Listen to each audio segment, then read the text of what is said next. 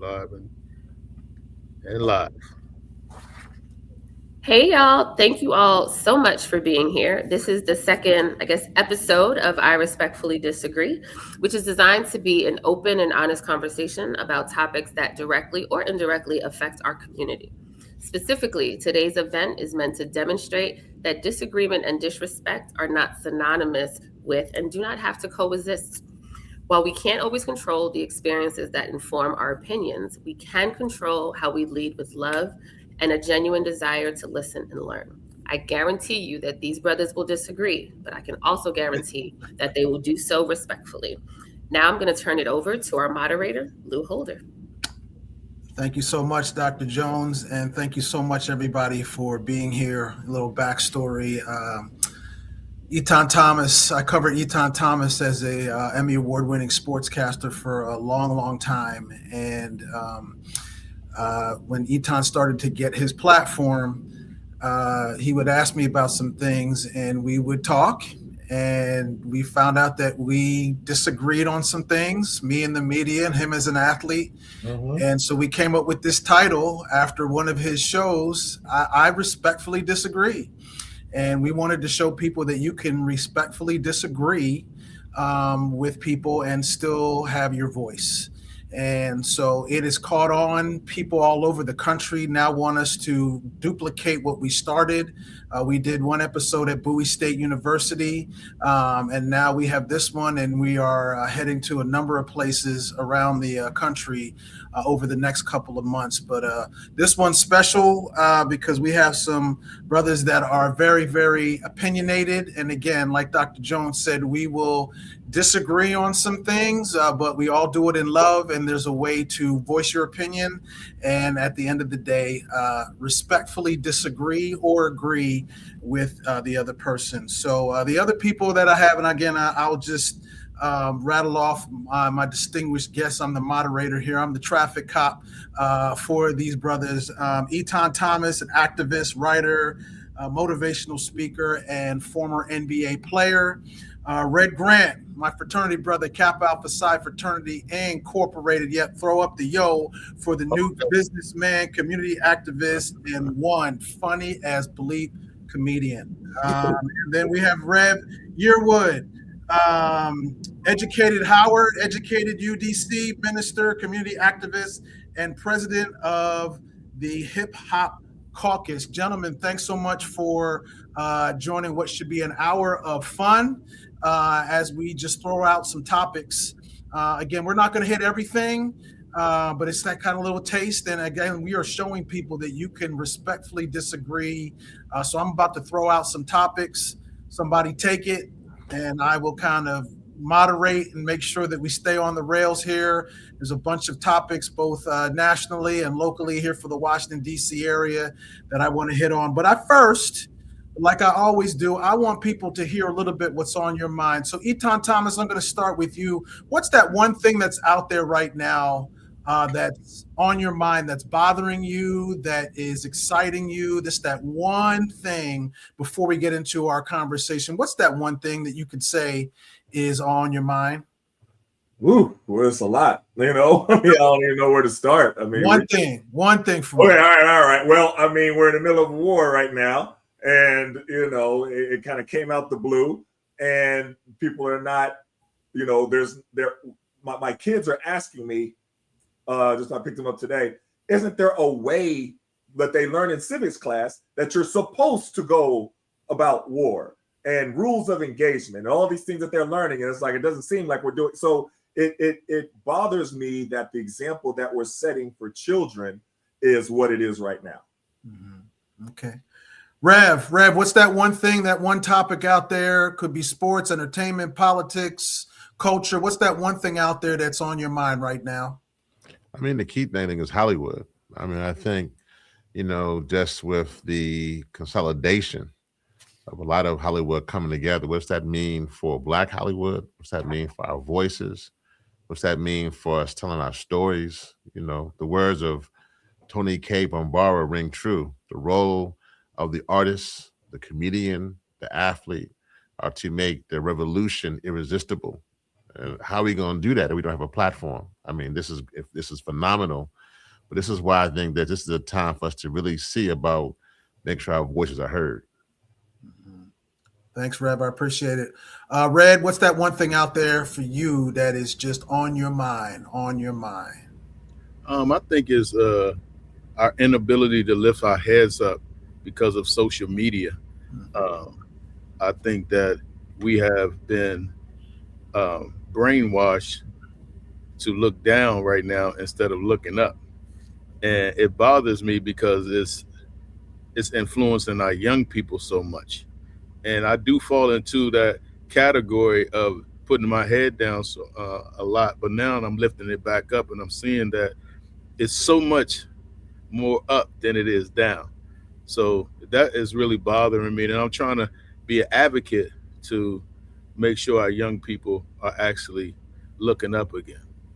I like that. War, social media, and Hollywood. Those are the three things that are on these gentlemen's mind. And I'm sure all three of those will come up in our hour-long conversation this evening. So I'm going to throw out the first one, and then again, somebody take it, and then we'll go from there. And we're just going to ad-lib this thing. So the first one up, I think, is really profound. I'm just going to read it. Again, I came up with these topics, and then I'm just going to throw it out there and you all respond. At a time like this, Iran, war, ICE, politics, it's better for athletes, comedians, rappers, and all entertainers to stay out of it, especially if they're not versed enough to discuss. They can do more harm than good if they say the wrong thing. That's heavy. Yeah, that's a good place to start. You saying that it is better for athletes, comedians, rappers. I understand what you said. You don't have to believe me. I hear it quickly. I think it's you almost saying are you a scared Negro, or are you a Negro that's actually ready to fight the power? And I think that me and Etan talked about this last night about how fear is going to be our worst enemy. So I think that if we have that power, we should step up at all times to use it, because our forefathers did, and they weren't scared. They weren't scared to use their voices to protect us and get us further in life. So why are we scared now? Yeah, I agree with Red 100%. I mean, I it's different, Lou, for different sectors. So when Etan was in the NBA or NFL, or those are controlled differently. They're the same. It's all entertainment to some degree, but it's controlled. So the voices are controlled differently. It's harder, I think, in many cases, for folks in the NFL, NBA to say certain things because we're within a system which that means for those of us who may be actors, artists, still within a system, but it's a little different, and how that can operate. And again, this goes back to what I said earlier with Tony K. Bombard, that amazing quote. The role of the artist, the athlete, is to make the revolution irresistible. I would also say though, but it is important to have information. We see a lot of artists right now who don't have a lot of information, and that can be very dangerous because they have a platform. They got a lot of people who are following them. If they say something that goes left, then they have to be mindful of that. So I would say that it's for me, having worked for a lot of athletes and artists, and particularly artists over the years, I've seen transformations. Obviously, I worked with T.I., did his first voting campaign.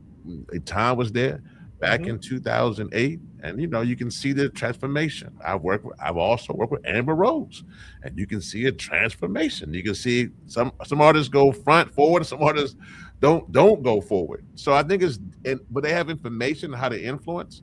It doesn't reduce their voice. I'll be very clear, because you're not saying Democratic issues or quote unquote progressive issues. Your voice is your voice. If you feel something is important, if you think it's Republican, if you want to deal with it, that's your voice, and you should be allowed to say that.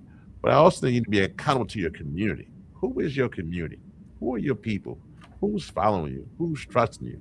I think that's important to really get that knowledge before you speak. Yeah, I definitely agree with you. The last point that you made about how important it is to get the knowledge before you speak, and I do feel that not everybody with a platform should be speaking.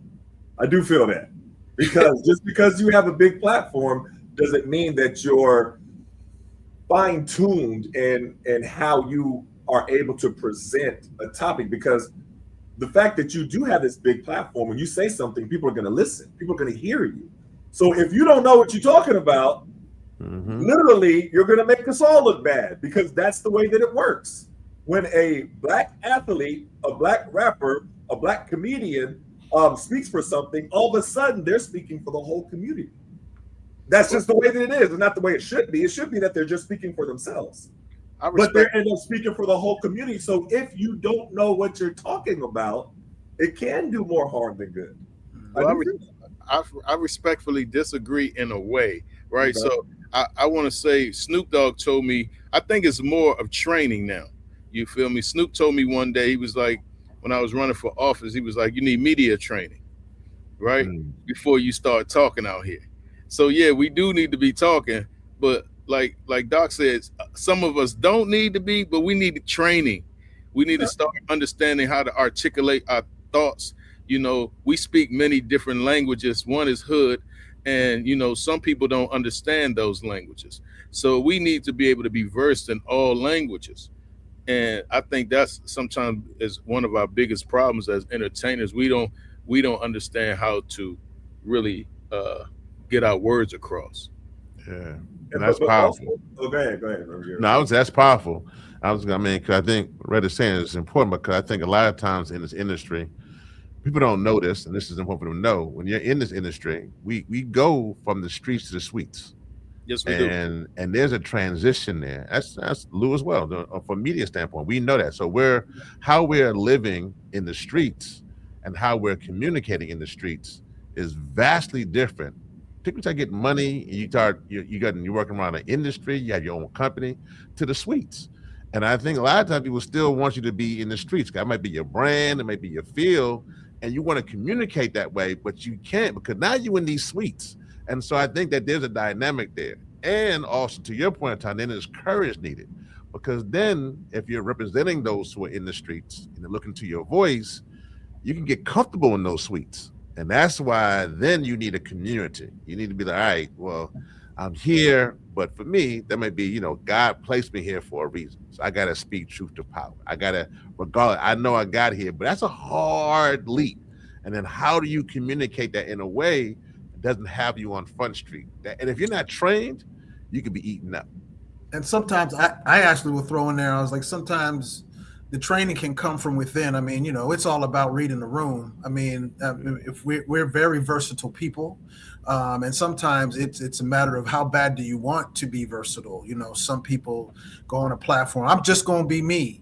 But yeah, you can go ahead and be me, but that's not the way that you advance in here.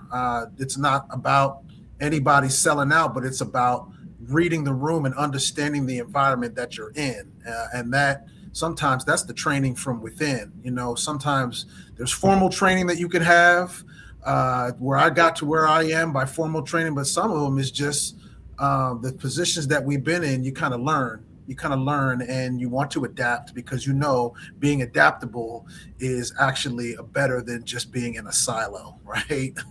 And I just feel that is something that you all sparked on, everybody sparked on. That is a way that you can get your voice out and just be versatile. And there's nothing wrong with that. There's nothing wrong. Let me just add one little part to it, because this is an important caveat.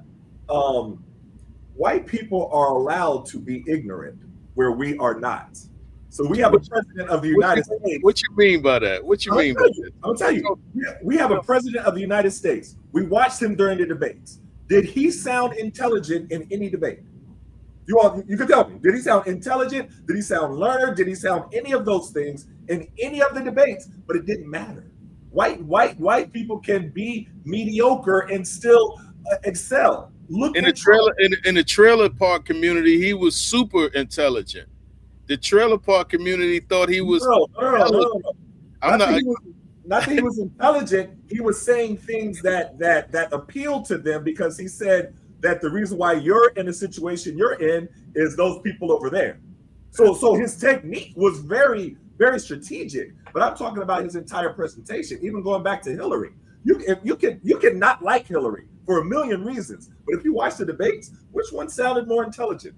Which one sounded more like they had a grasp of all the different facts? Of all whether you agreed with them or disagreed with them. So my point is, we can't get away with what they can get away with, and I think that's important. It's a harsh reality, and it's messed up, and it shouldn't be that way. But I think that's the way it is.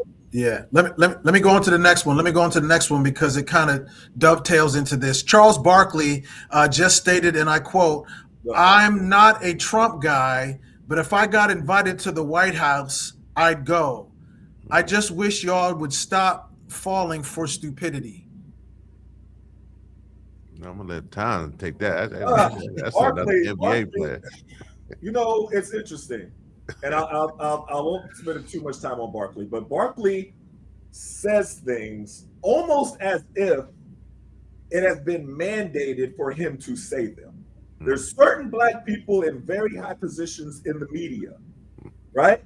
And when you hear them talking, they're parroting different talking points that you're like, okay, they were told to say that.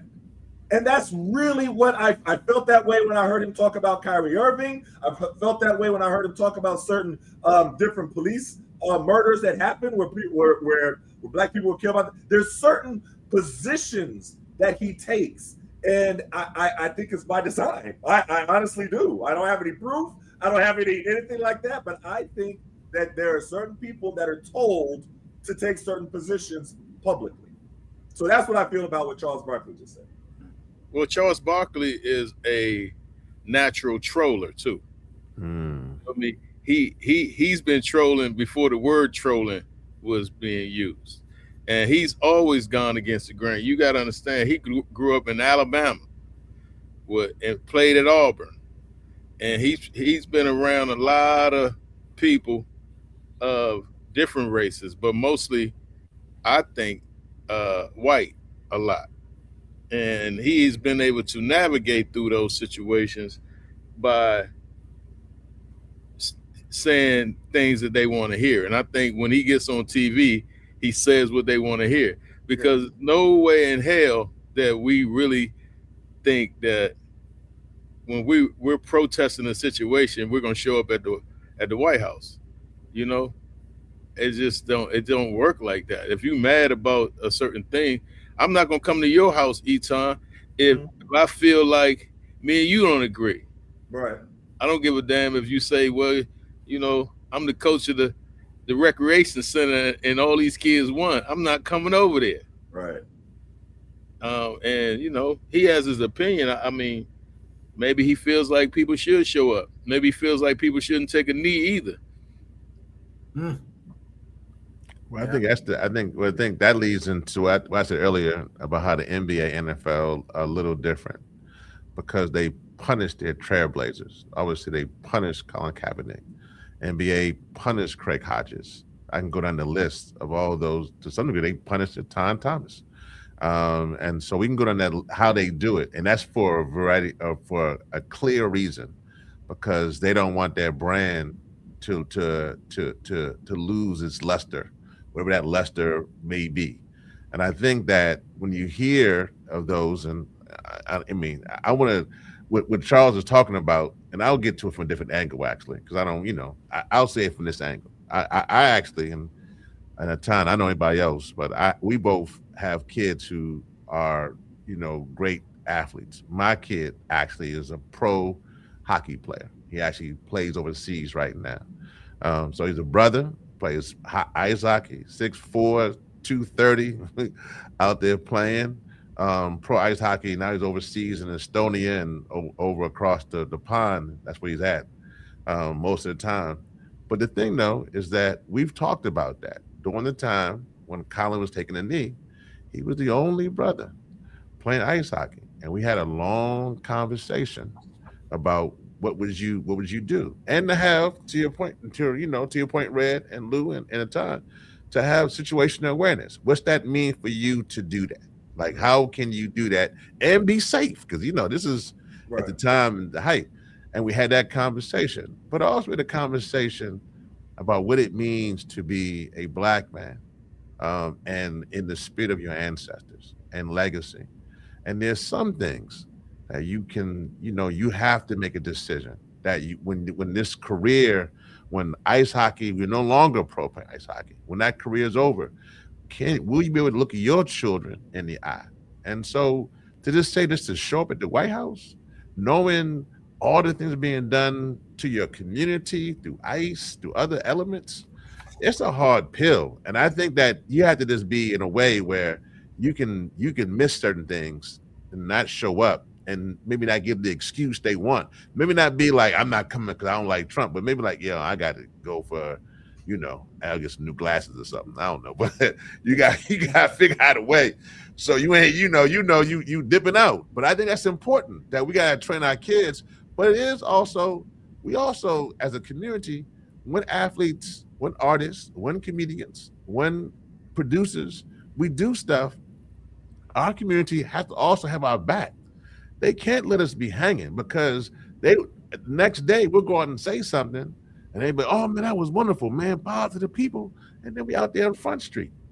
And then we're like, man, where you at? And then like, they're not there. So there's a give and take to this conversation. Yeah. And, Etan and I had this kind of discussion about Stephen A. Smith, and the way that once you go down that road of making takes and shocking whatever, the establishment will pay you to say such things, and then you will start saying those things on a regular basis and probably don't even believe half the stuff you're saying. I mean, when they came up with that title for that show, First Take, I mean, it is that is what is being sold. What is your first take? And so Steve Smith was a great writer for the Philadelphia Inquirer when Allen Iverson was playing. He's so far from that now because he had to make a take, then he made another take. Now he's walking into buildings and entourages and things like that. He's so far away from the journalist that I know, right? Mm-hmm. And so Charles comes in there, says something funny, and they laugh. And then could you say something funny again? Dance for me. Could you say something funny again? Right. And then they say something funny again. And then he's not a comedian like Red, but he's just saying funny things that's making Shaq and Kenny and all these other people laugh. And so now he says things like, I'm not a role model. And then later on he says something like this, and people react to it. But really, like Etan said, it's planted. Like, I don't even know if he believes half the stuff that he's saying, but we're talking about it because some of the stuff that people are saying are offensive, right? But they have to keep saying it because they are getting paid to say such things. You Stephen A. Smith, highest paid employee at ESPN for a while because of the takes that he makes. So we can't get, caught with the, banana in the tailpipe. For me, I just had to. Etan said that I had to jump in and say that. Well, can I say something though? We sometimes are hypocritical, right? We won't go to the White House, but we'll go shopping at Gucci. We'll go to NBC. We'll look at all their shows who've been dogging us. We'll go. I'm just saying, these networks who don't give a damn about the us. You know what I'm saying? We got to really take a stand on everything. Don't just take a stand on one thing. We got to start taking stands on everything. In the comedy community right now, we don't even have a comedy union. You feel me? We don't even have a union that protects comedians from these clubs that have been trying to pay us the same price since 2004. Wow. And if I bring it up and I say, man, let's do a union, man, so they won't keep giving us this little bit of money when they making $70,000, $80,000 in the weekend, they giving you $5, and you the main attraction. So I'm saying if we gonna come together, and let's come together on all fronts. Let's put a big old list together of what we need to do. And we can't go out and protest everywhere, but we can make it normal to not be effed around. You know, And I agree with that. But when you have something as polarizing and as harmful to the entire world as Trump, that's kind of an outlier. So with Barkley specifically, kind of not chastising, but kind of waving his finger a little bit. I think that I go back to my original point. There's a reason why he did that. There's a reason why he said it. There's a reason why he took that position. That's his man. I have no proof. I have no proof of any of this. That's his man. Come on, brother. That's his man. I mean, you know what I'm saying? They all been in the same circles. I mean, it's a real situation. Remember, everybody loved Trump when he was saying you're fired, right? No, that's not true. Some people did. A lot more people disagree. Some people did. A lot more people did. A lot more people did than before he became president. No, all right. So people who really knew about Trump, especially in New York, I was born in New York. My first introduction was Trump was about the Central Park Five, and back in 1989. I was in middle school, so I learned about who Trump is when he took out that whole death penalty and him and Giuliani were saying that they were animals. And he was saying they were saying that they were monsters and all this different stuff. That was my introduction to Trump. So when I saw him later on, because remember, I played with Michael Jordan. So Trump wanted to be around, he likes to be around successful black people. I wasn't fooled about who he was. Just because he liked to be around some successful black people, that don't mean that you love black people because you want to be around Michael Jordan. You know what I mean? So I think a lot of times people get fooled, especially when it's like a black celebrity, that means that they like black people. Those are two very different things. Yeah. Trump, I mean, to his credit, I mean, he was using, I mean, we all love, I mean, these reality TV shows.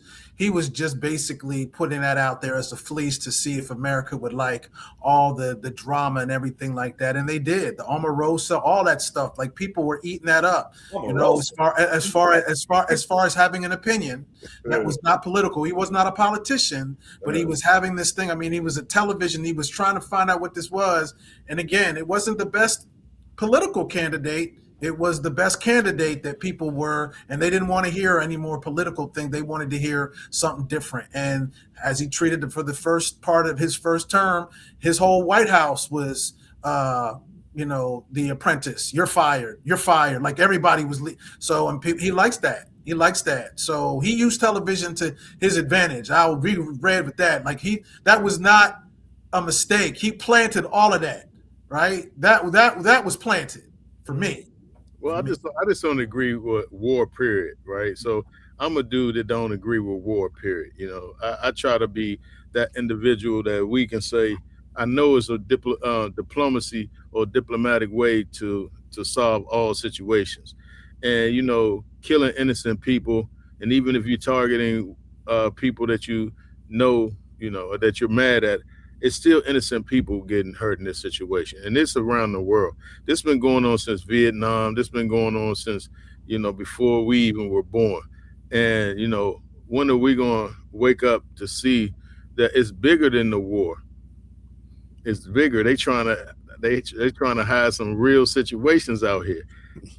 These Epstein's files is really on their head right now. And that's really what's going on. And nobody's talking about these babies and these kids was being fondled and killed and all kind of stuff that was going on.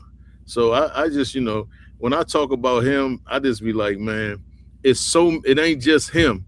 It's so many people that's been pulling the wool over our eyes. And I'm not saying like people like you, Etan, you've been knowing him. You feel me? You knew him back in the day. But I'm telling you, it's getting deeper in our society. That's why it's time for us to, as black people, not to always look at what they're doing and looking down, but look up and see what we can do.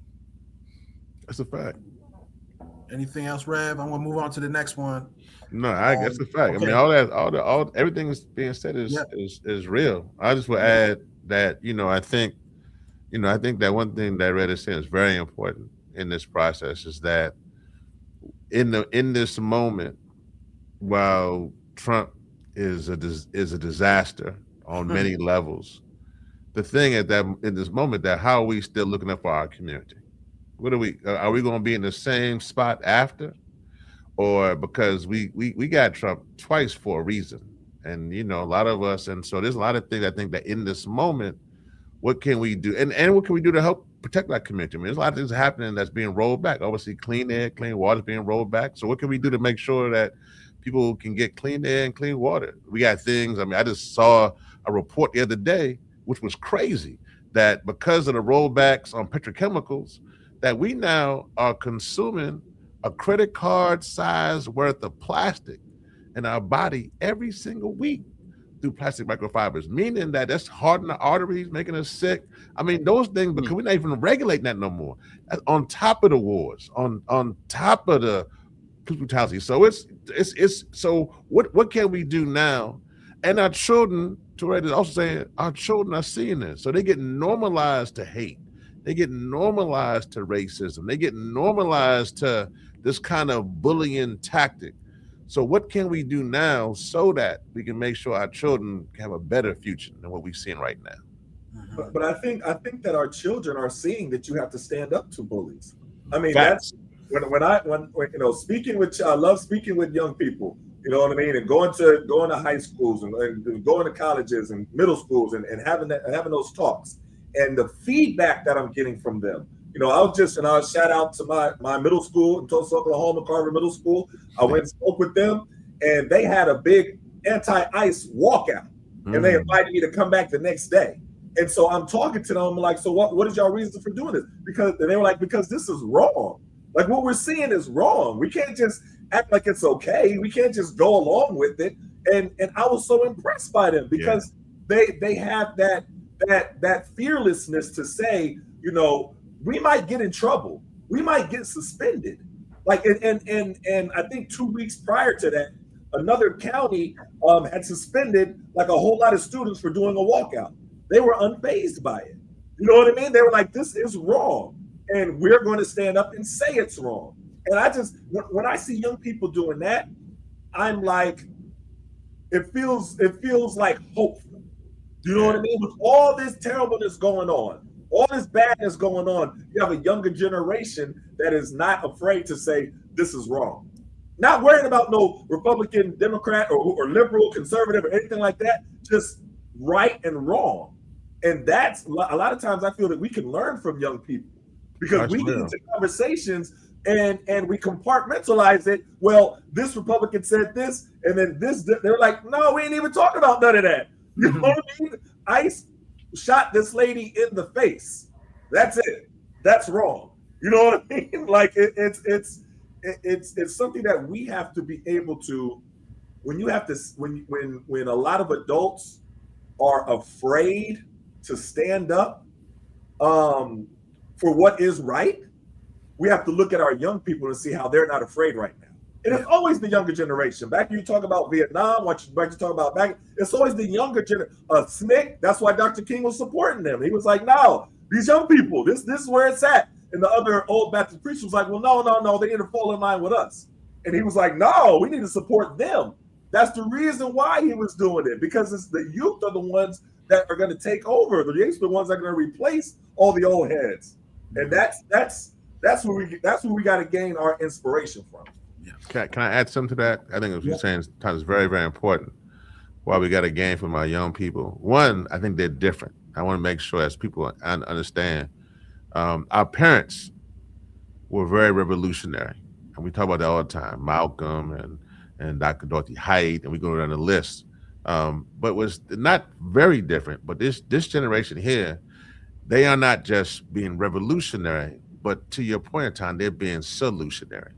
Mm-hmm. So they sit around and they be like, well, how can we get rid of ICE? What we going to do? So they just think, so they sometimes people that they move a little slow, but they really be on it. But the other part to them that's real is that while our parents in the 20th century fought for equality, these young folks recognize in the 21st century, they fighting for existence. And so their mentality is like the whole if we allow for this, what's going on in Iran. I mean, literally, I mean, Trump has bombed 8 countries in a course of 12 months. And so they're like, if we continue on this path, there will be no more world. And so they just have, but you're right. There's a different movement to how they, how they move. Okay. You guys are listening to I Respectfully Disagree. Lou Holder along with Red Grant, Etan Thomas, and Rev Yearwood. Here's the next question, fellas. Will Smith and Chris Rock are scheduled to have a sit-down interview with ABC News. This appears to be a high-profile, one-on-one, in-depth conversation intended to address the 2022 Oscar incident. This is a great idea. Not? Do you agree? Respectfully disagree? What are these two even doing on the air? What say you, fellas? Well, those are Red folks. Those are comedians. Red, yeah, that's what I was about to say. Yeah, you can look to that box. Let me say this, man. Propaganda is real. Propaganda has been fooling people for so long that it don't make sense. I think it can help in many ways if they are really at each other and they really beefing. I think that this is a good opportunity to show people that you can have water under the bridge, and no burn bridges. But if it's just to be propaganda, it don't really work for me, because I never believed it in the first place. I thought it was a fake slap. No black man in America gets slapped on stage and not come back with something. I'm talking about swing the microphone, I mean, something, you know what I mean? Kick them, act like you're going to kick them, But this slap and hold your face, I've never believed that. I've never seen no black man in America get slapped in front of that many people, white people in general, and stand there holding their face. I never believed that it was true. They both are great talents, but I just feel like, don't try to fake me out. Will, I know Will, and I know Chris, not as well as I know Will, but I just don't feel like either one of them, if they not sitting down talking about, look, man, we as people, we got to come together and put our differences aside, and no matter if I slap this hell out you or not, hopefully you can forgive me. It's heavy because of the simple fact, a woman was involved. When you got women involved, that's a whole nother spectrum. Women have taken down whole empires out here. Still. To this day. So I'm trying to figure out, and then what's all this stuff that came out after that with Jada, and people, and just I'm so right now, and I tell my wife the same thing. I'm so fed up with all of it. We need to start being real with one another, get to our real roots, our African roots, and see how we can really start this whole thing over, because I don't know if this monogamy stuff is working. What you mean? What you mean? Where'd that come from? I'm just saying, what I'm saying? He slapped Chris. She still go and hit August Alsina. And I mean, it don't make sense to me. You know what I'm saying? Keep my wife's name out your mouth, but she got something else in her mouth. Oh, Red. I mean, okay, all right. Let me say. Somebody respectfully disagree with him. Yeah, I look at it a little different. I'll have to say I respectfully disagree. I remember seeing the image of Magic and Isaiah sitting down and hashing it out, and I thought it was a beautiful image. You know what I mean? Are they perfect now, or do they still not have any hard feelings? I don't know, and that's not even my business. But the fact that they could sit down, apologize to each other, and hug it out. I think that that's an image that we need more of black men in particular. I do. So I have, y'all know my former teammates, Gilbert Arenas and Kwame Brown, and they've been beefing for a long time. I tried, okay? I tried to get them together to hash it out. It didn't work at all. Like, I think I even made things worse. But I think that the image is great. So if we see the image of Will Smith and Chris Rock, I'm sorry I made fun of your wife. I'm sorry I slapped you in the mouth in front of everybody and they hug it out. I think it could be positive. That's my take on it. That's my take. Right. Okay. Well, I guess so. We got. I mean, there's the image of them making it up. There's the image of them making up. And Red's like, there should have never been an image because it was fake to begin with. Rev, what say you? I mean, I was with Rev to the end. I don't know what that was. With the last piece. I get a little bit. I went a little left. Yeah, you want? Yeah, I was like, you know, he has a tendency to do that. Somebody like, hold up, man. He has a tendency to do that, go a little left. I'm sorry, Rev. I'm sorry. A little too far past the Dairy Queen. And we was like, hold up, that was. But I'll say this though. This is on the real. This is, you know, it's hard for us to achieve the levels they both have achieved. I mean, what Will Smith and Chris Rock achieved, I mean, to be at the time hosting the Oscars, to have had a whole TV series, to go from a rapper to just an A-list, to be an A-lister is a very difficult thing. It's a very controlled thing. It's a very difficult thing. To get to that level, that amount of power. I mean, you are a machine. You have a whole enterprise. You have a whole team around you. You have, I mean, you are making other people millionaires just by what you do. To what Red is saying though, to kind of be that, let that be the argument. Like that's the line you're going, like that's where you're going to take the line. Like, I mean, to your point, it's like if you're going to take that line, let's go for you that to be the truck. If you're going to use that to be the line, let's go out there and expose just a lot of stuff on that stage and then be gone with it. But if that's going to be your line. And so it does seem like that seems to be a little bit like maybe they kind of had to do that. That was kind of like part of some kind of show, because you don't get to that level. I'm telling you, when you're in those rooms, a lot of folks understand those rooms are controlled. When you're in the rooms like that you're at the Oscars, or even you can make the BET Awards. I mean, that could be a little crazy, but if you in those rooms, it is a complete controlled environment. It is not like it is on TV. When you sit on TV, when the cameras are there, people walk around, they talk to one another. They 5 seconds, y'all, get back to your tables, and we all run back to our little spots and get there. But it's a control to be able to walk up on stage and make that happen. That's a wild situation. So I just want to say, me and Reverend the call the last part. I'm gonna have to respectfully get the call in the last bit, but I'm with Red. Well, let me strike the last part from the record. We ride.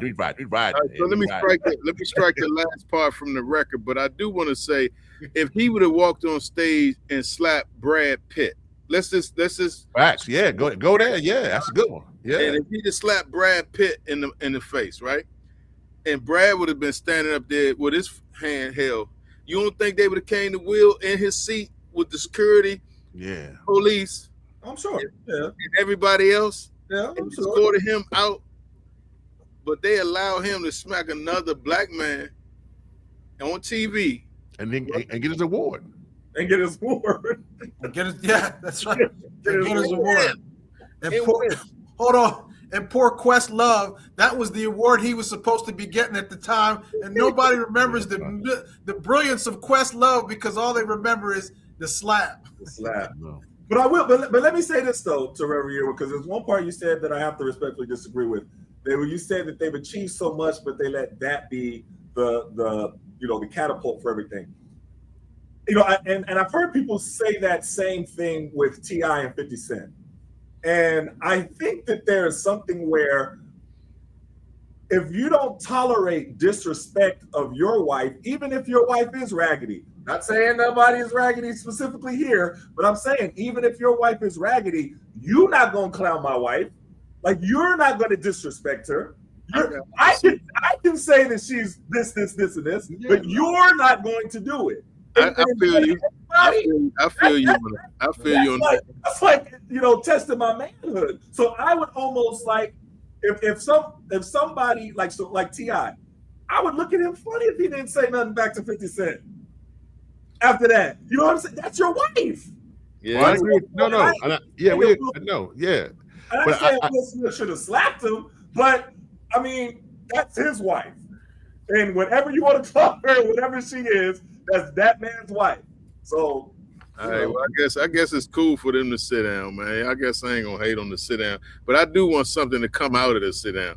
I want to be able to like say, look, they need to have a message for this. Don't just sit down. I want to hear something.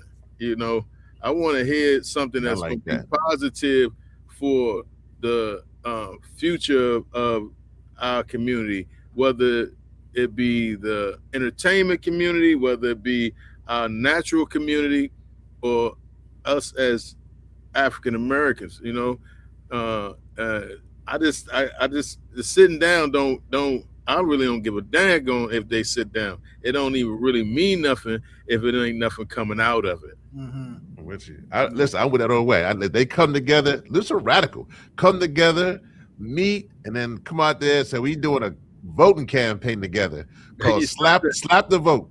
Yeah, slap the vote.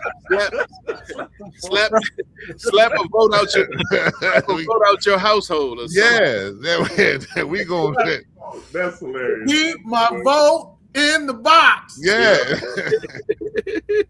All right, listen. Here's another entertainment one that's really good. Vote, you know what I mean? This one is really good, and I definitely want to get your stance on this. John Davidson said he will never apologize for having Tourette syndrome after the BAFTA slur towards Michael B. Jordan and Delroy Lindo. Woo. I got Tourette's every day. I understand. I say some stuff to my wife sometimes. I wish I could pull it back. I wish what they call it, Etan, redact all that redaction. I wish I could redact. But you've never said that during your Tourette's. Nah, I haven't said that. Me and my wife, we get along for the most part, you know, and I don't really curse, you know, in my house like that to them. But I'm just saying. Look at Etan's face.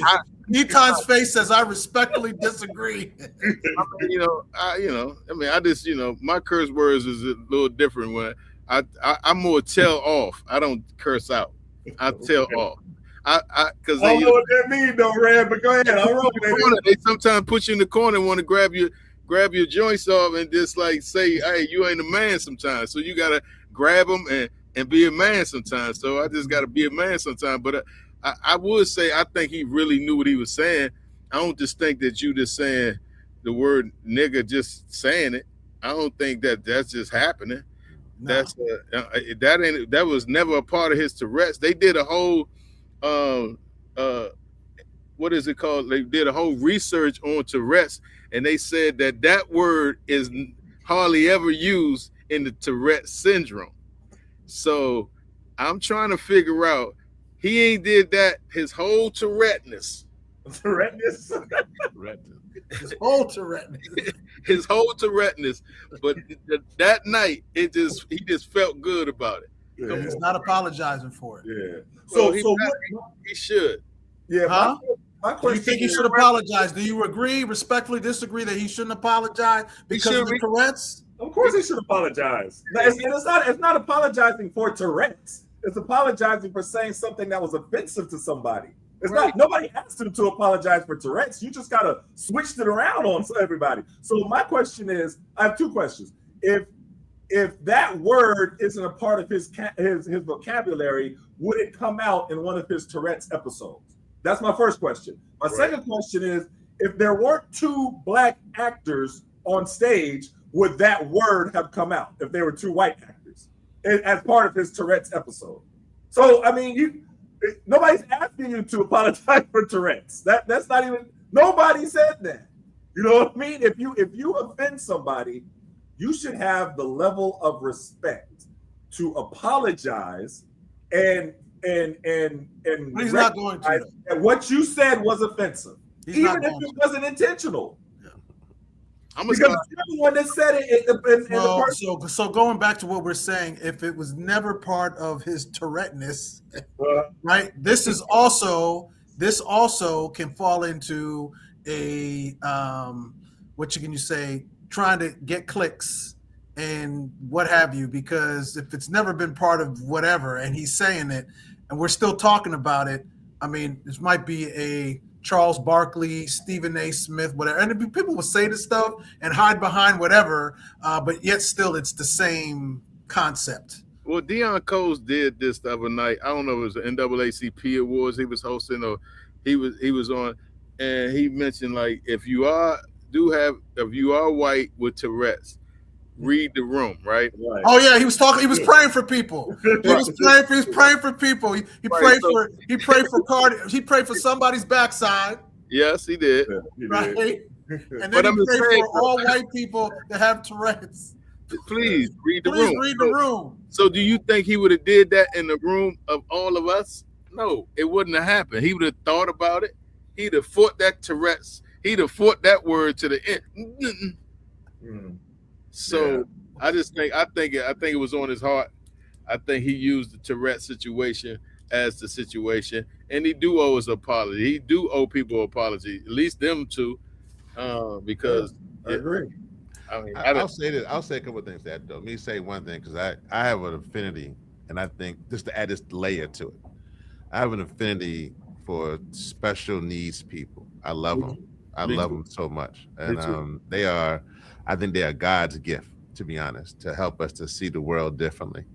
And so I was actually over in London last year, and I never forget it. And I was walking through London, and somebody who was special needs, I'm not sure they had Tourette's, but they literally, I think, started going off, yelling at me, and was talking about, where's P. Diddy? And I'm thinking, this, the guy just started yelling, where's P. And then next to the guy was trying to, move him along.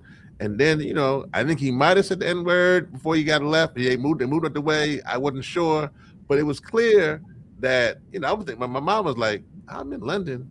I'm getting yelled at about P. Diddy. It was like, just out the blue. And I realized, okay, this is a special needs person. You can see what it was. You can see it is. So I do want to say that on that note, this clearly is someone who has Tourette, and there's some needs there. The thing for me that's concerning, and I wouldn't want him to say that the N-word, that's unfortunate, but I am concerned that the BBC didn't bleep out the N-word, but then bleeped out Palestine.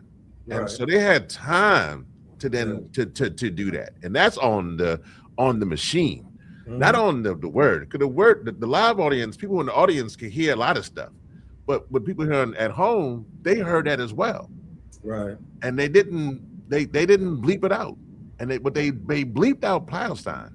So I'm just saying that what's the larger crime here? Is it him with Tourette's? And it is. We get it. He should apologize. He shouldn't apologize. That's him. But why is it that this machine is more afraid of saying Palestine than they are having us call the N-word? And that's, I think, is the real conversation. Now you're coming into my world with production, though. So there's very selective production thing going on there. I feel you on that one. Hey, Rev. Yeah. When he called you P. Diddy, you should have slapped him and said, "Take that," and hugged him afterwards. Hey, gentlemen, there was a viral image of Taye Diggs in a dress that went viral.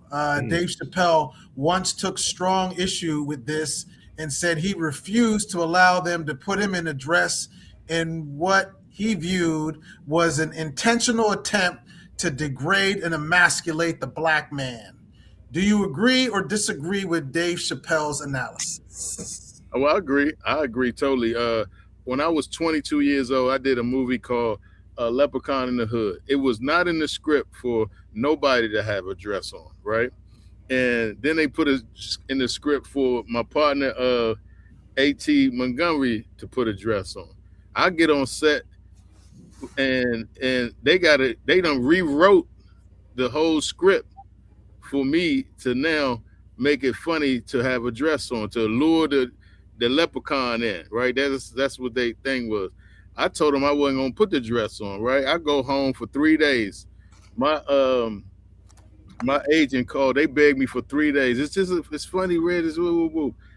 And I had to put that dress on. I felt so demasculated, whatever the word is, whatever, demasculating. And I said, when I died after they killed me in the movie, I said, not in the dress, Post, not in the dress. And that wasn't in the script, but in my spirit, I could not just die regular, because I think that Hollywood want to see us all in freaking dresses. Yeah. You feel me? As black men, they want to take our masculinity away. I was 22 at the time, and I was getting paid a lot of money. I say, man, I ain't know no better. That was back. He froze. Uh-oh, Ref froze. I feel bad to this day when people come.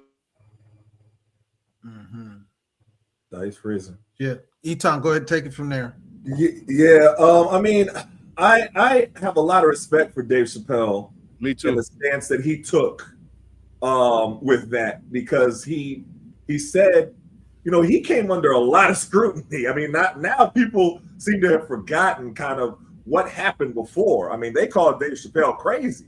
Then he went to Africa. They was like, you went to Africa? Like, what? He's crazy. Like, they were putting all these different rumors about him and everything like that. And I looked at different interviews. I was like, well, he don't sound crazy. He just sounds principled. He sounds like there's something that they was trying to make him do, and he didn't want to do. And there was something else that he was listed. It was the interview. I don't know if he was with Oprah or somebody he was sitting down with, and it made sense what he was saying when I heard it. And I think that sometimes you got to be able to stand for something. Like, you got to be able to say, you know what I mean? No. Like, you got to take like what Cat Williams say. Sometimes you got to tell, did he know? Like, that's what he said in the Shannon. He's like, you got to be able to say no. Like, no, I'm not doing that. Like, okay, you want me to do that? The answer is no. Now, we're going to still be able to do this movie? Are we still going to be able to do this show without me doing that? Because I'm not doing that. And you have to be able to stick to your principles. Well, they always go back to Mrs. Doubtfires and all of that back in It's different for white people, though. I know. I know. I respectfully agree with you. It's like they created the character, you know, and I just feel like we should never put ourselves in that situation, you know. And I tell all actors, don't do it, cuz. Don't do it.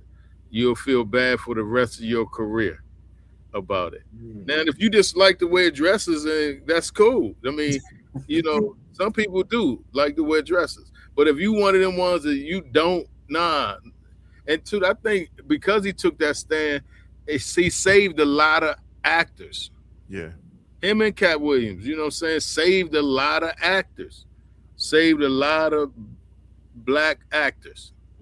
You know, so now when they go on set, they don't try it no more as much. They don't even write it in the script no more. You know what I'm saying? Martin's movie, I forgot when he Big Mama? Yeah, Big Mama might be the last one. You know, the white chicks might be the last ones. You feel me? But Hollywood do, like, they want their best to be able to say, we had you by the balls. Wow. And it has an impact. I know a lot of actors, and to Red's point, who do that, and it has an impact on them. After they do that, they like, man, it was in that theater. Because you got to think about when you go to that theater with your family and you watching that premium, you at the AMC, wherever you at, and you watching it, and all of a sudden, you know, your homeboys or your mama, your cousins, and here you walk on stage, and they kind of, you know, everybody's, you know, they kind of stick them in, different, you know, look at you in the dress, and you kind of feeling fun. And that goes also for women. I mean, that also goes for them to get them Yeah. to be naked at the drop. It's not artistic. Sure. It's like it ain't no read. And to be honest, I mean, we gotta think about it. Halle Berry got an Oscar Yeah. for a crazy process. And Get so tagged. You talking you about know what I Marcy mean? Ball? Are you talking about Yeah. I That's mean, his you know ball, what I mean? yeah. That's Make what you me feel good. Yeah, and I know a lot, and that, I mean, and that's, but that's the whole thing. And a lot of them actors or actresses didn't think, well, that's why I got to do that. I mean, and so they also will give awards for things Yeah. to make it seem like it's the way it should be. So that's why it is very important for those in these positions, like, nah, that's not it. And then for us to be, that's why it's so important with Sinners and what Ryan's doing and with the whole process to be in charge and be like, nah, we're not, we're gonna display a different look. Right. And we can win differently. We can excel. We can, and that's to the point that why with Dave and with the Cats and those who have done that, and the Dick Gregors and the Mom Mableys, and they just keep going back. When people have made those decisions, and you know, that's also one of the reasons why people then attack. Because when you do make a decision and you say I'm not winning, well, that's not your decision. I'm not wearing that dress. They blackball you. It's also like, you know, certain roles that we take, period. Yeah. You know what I mean? Yeah. We ain't even in that situation no more. We have elevated ourselves. They used to didn't even want to let us have families until you know the Cosby Show. Right. And you know, on that level, with a doctor and a lawyer, and everybody went to college, and you know, these are images, man. It's about imaging. You know, this is it really ain't about the dress. It's about the image that you have in that. You know, it's about the image they try to portray you as. You know, and we need to start having our own. We gotta. It don't take, and that's why my production company is being so successful right now, because people don't understand the digital age has changed everything. We don't have to go and beg to shoot a movie no more. No. We don't need. My first film I did in '99 cost me $500,000 to damn near $1 million. That was so hard to pay back, and you had to have all of these colorations and all of this stuff going on. Now you could take that same, you could take $5,000 and make that same film. Write it, use Chat GPT to expand your thoughts. You know, we really could be creating our own images right now without anybody. We got the internet. We have it right at our hands. Yeah. Now that's good. That's good. Gentlemen, I'm going to take it to some political stuff to end this. We right at an hour and 2 minutes. Just to let you know. Yeah. I'm going to wrap it up, but I definitely got to hit on some politics. I mean, we did some entertainment. Definitely got to hit some politics before we roll out of here. Here's a fire starter, a thought for you right here. There's no difference between the two political parties, and the lesser of the two evils is a trap to cause black people to settle for less from the Democratic Party. Well, I've been in, I ran for mayor of Washington, D.C. as an independent in 2022. And I ran for council as a Democrat. And when I tell you, my stomach hurt when I ran as a Democrat, because I saw that we're not really backed like we think we backed. So, the independent route is a route, because we are independent as people. We need to start thinking like that. We chase what we don't even understand for the most part in politics. We don't even understand who love us and who don't love us right now. And it's a shame, because when you take, and I'm not degrading anything, but I'm just saying, when you take Award 7 and Award 8 in Washington, D.C., and you look at the percentage of voting to 8% and 9% of the registered voters, that means that somebody ain't happy. That means that somebody ain't being motivated and educated enough to say, or they don't feel like it's nobody love them. So we got to get to the point where it's bigger than the system. It's really about educating ourselves Mm-hmm. and having our own, because I promise you, it's like a good relationship.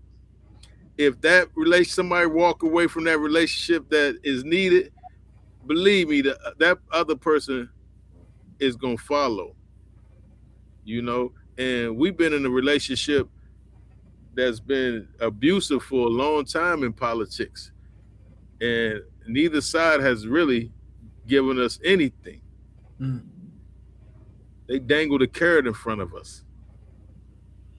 You all agree or respectfully disagree, Etan and Rev? Go ahead, Rev. I respectfully understand. Yeah. I think I think that's a way to put that. I would say, this is for us on this call. All of us on this call are people of a darker hue. We black men, and we've had to deal with both the American dream and the American illusion, and we get the illusion much more than the dream, and that also goes into our politics. And I think there's a direct attempt for those who want to ensure that our voices aren't heard, so that we don't get what we're supposed to get. Where it gets sad, and this is from the standpoint of both Democrat and Republican in many places, is that when it becomes corporate and it becomes corporatized, and then those folks are not actually fighting for the people who they look like and who put them in power. Because if I vote, if I have a party, say the Republicans, who I know don't like me, then I'm gonna be okay. Well, I know they don't like me, but if I put you in charge, and I think you do like me, and then you get into the same thing that the person who I thought didn't like me, that's crippling. And like, man, but that should have out. This is hard.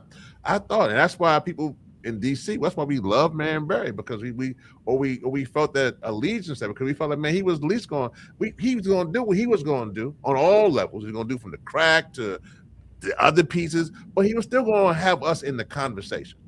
And this situation is that we get frustrated because it just feels like you playing a game, and the game with our lives, and we don't have we. That's why it's such a hard position. That's why we want people to be in these positions to fight.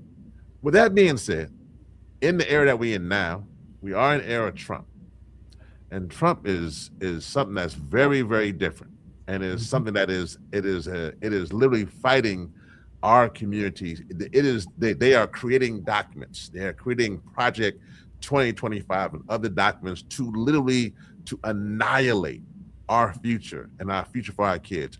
That is a different situation.